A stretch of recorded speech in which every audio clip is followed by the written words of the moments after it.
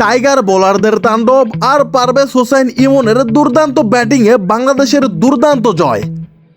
পাকিস্তান সিরিজের প্রথম ম্যাচে বাংলাদেশ প্রথমে টসে জিতে বোলিংয়ের সিদ্ধান্ত নেয় এবং সেই সিদ্ধান্তটা যে ভুল ছিল না তা আমরা কিন্তু অলরেডি জেনে গেছি। টি-20তে প্রথমেই বোলিংয়ে আসে মাহদি হাসান, একজন স্পিনার, কিন্তু আমরা এর আগে দেখে আসছি যে কোনো টি-20 বা ওয়ানডে খেলায় শুরু করতে হয় পেসারদের দিয়ে, কিন্তু লিটন এখানে সচরাচর সেই আগের নিয়মে না হেঁটে তিনি হাঁটলেন নিজের পথে এবং তিনি সেখানে সফল।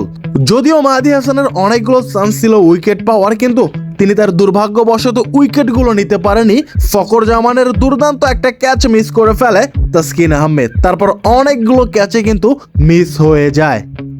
টাইগারদের বোলিংয়ে দুর্দান্ত পারফর্ম করেছেন কাটার মাস্টার মুস্তাফিজ। মাত্র 110 রানেই পাকিস্তানের অল উইকেট নিয়ে নেয় টাইগাররা।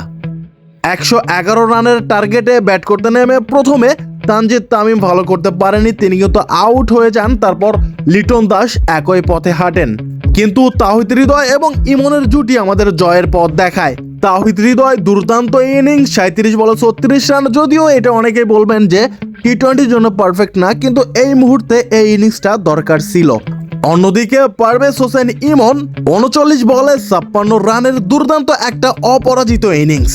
তারপর জাকের আলীর দুর্দান্ত পারফরমেন্সে দুর্দান্ত 4-এর মারে আমরা জয়টা পেয়ে যাই। এই জয়ে আনন্দিত পুরো বাংলাদেশ। আপনাদের কেমন লেগেছে অবশ্যই কমেন্টে জানাবেন, আর প্লিজ সাবস্ক্রাইব করবেন।